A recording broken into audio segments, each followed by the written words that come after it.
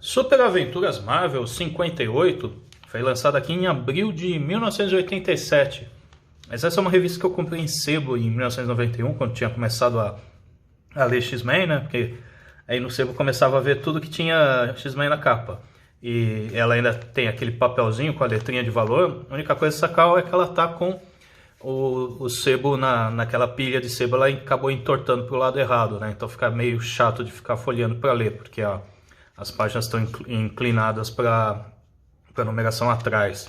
Mas assim, comprei porque tinha o X-Men na capa e a história é legal pra caramba, porque é um anual, originalmente dos Estados Unidos, um anual publicado em 1981 com o X-Men e o Quarteto Fantástico, escrito pelo Chris Claremont. Então assim, é mais uma história do X-Men, mas vai ter bastante Quarteto Fantástico, né? Eles sempre, X-Men e Quarteto Fantástico sempre tiveram uma relação mais próxima, principalmente por causa do filho do Reed Richards, o Franklin, que é mutante, por mais que recentemente o Dan Slott ficou meio bagunçando isso, ele sempre vai ser mutante, e então o Reed Richards e o Professor Xavier eram bastante próximos por causa disso, né? Então começa lá com uma cena típica do Quarteto Fantástico, família, ciência e tal, aí aparece uma guerreira que seria do Império Char, e eles acham que ela está atacando o pessoal na rua porque o pessoal que estava perseguindo ela é invisível, né? Então esses caras acabam matando a moça e, como eles eram invisíveis, eles pegam o Quarteto Fantástico de surpresa. Só a Sui consegue levantar o escudo e eles se teleportam para o planeta dele, levando três do Quarteto Fantástico. Só sobra a Sui, que vai buscar ajuda pro X-Men. Tá aquele X-Men, assim, um pouco depois da morte da Fênix, a Lince Negra tinha pouco tempo acabado de entrar e tal. Então a Sue Richards, ele pede ajuda. Eles sabem que, pelas memórias dela, apesar de ser uma guerreira do Império Char que apareceu, na verdade, aquilo lá estava vindo de um lugar, um planeta chamado Archon, que eu nem conhecia essa história, alguma coisa que os X-Men já tinham ido antes de ajudar o pessoal. E esse pessoal, daí eles se teleportam para o planeta Archon, e aí eles, junto com os X-Men e o Quarteto, eles derrotam uma raça que estava invadindo aquele lugar que chamava Baduns.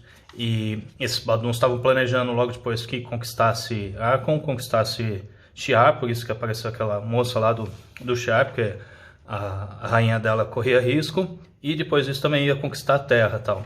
Então aqui eles estão torturando o Reed Richards e tal, e nisso vai o X-Men com a Sue Richards resgatar o pessoal. Uma parte entra para um lugar, outra parte invade disfarçado, assim. Daí, essa parte é legal, que é só cena de porrada, ação, o pessoal usando os poderes. Então assim, ficou uma história bem divertida de ver por causa disso. E também meio que, apesar de estar centrada ter os personagens, cada X-Men tem uma fase, né? Tá uma fase específica, ela ficou uma história meio atemporal, porque tanto o X-Men quanto o Quarteto Fantástico, eles não estão numa fase muito diferentona nessa época, né? Então virou uma história bem clássica mesmo, né? De equipe típica de cada um se juntando para enfrentar uma turma de invasores de outro planeta, assim. Bem legal essa história. Aí assim vai. Depois a história tem sessões de cartas e tal. Isso até que foi interessante. Tinha umas perguntas boas por aqui, que eu acho que foi uma daquelas histórias que acabou sobrando mais espaço, né? Então eles seguiram 3 páginas. Muitas dúvidas também da Elétrica, da Fênix e tal. Depois uma historinha curta dos Eternos. Seria um What If, mas é um What If que não é de realidade alternativa. Seriam tipo uns contos do Vigia do que aconteceu milhões de anos atrás, né? E aqui está o surgimento dos Eternos, né? Quando os Celestiais alteraram geneticamente um grupo de humanos, e dentro desse grupo de humanos gerou 2 facções. Uma queria interferir com o mundo, o outro queria só estudar o mundo, né? Acho que até mais ou menos deve ser a base do filme que a Marvel tá para lançar. E aí eles guerreiam entre os dois. Essa facção queria conquistar o mundo, é banida e tal. E aqui, essa história é muito curta. E aqui sobra só a facção vitoriosa, que não queria interferir. E o líder deles, ele começa a fazer uns estudos de como seria, o que estava criando a energia vital deles. Só que a cápsula que continha isso se rompe, explode, destrói tudo. Esse cara, a consciência dele é banida, né? Ele se funde, não é que é banida, ela se funde com um vácuo e tal, e essa energia liberada deixa os outros Eternos, que já contavam com poderes e longa vida, mas deixa eles com vida eterna. Então seria a partir daqui o surgimento da vida eterna deles.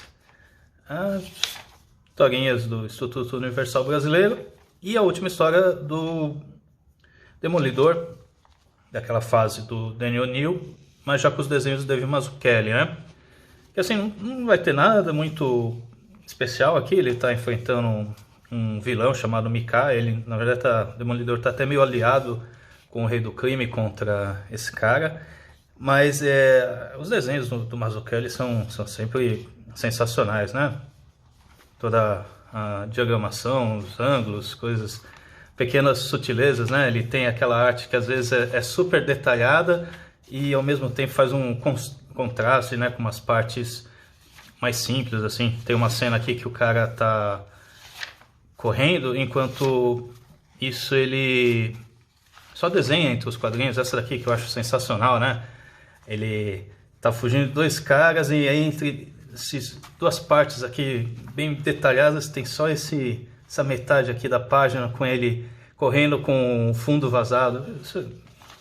Esse tipo de arte eu acho muito legal. Então assim, essa edição de Super Aventuras Marvel, eu acho que se você tem na coleção é super legal de reler.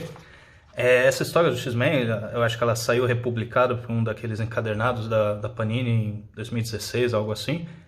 Mas assim, também encontrando esse formatinho avulso por aí, é uma puta edição legal.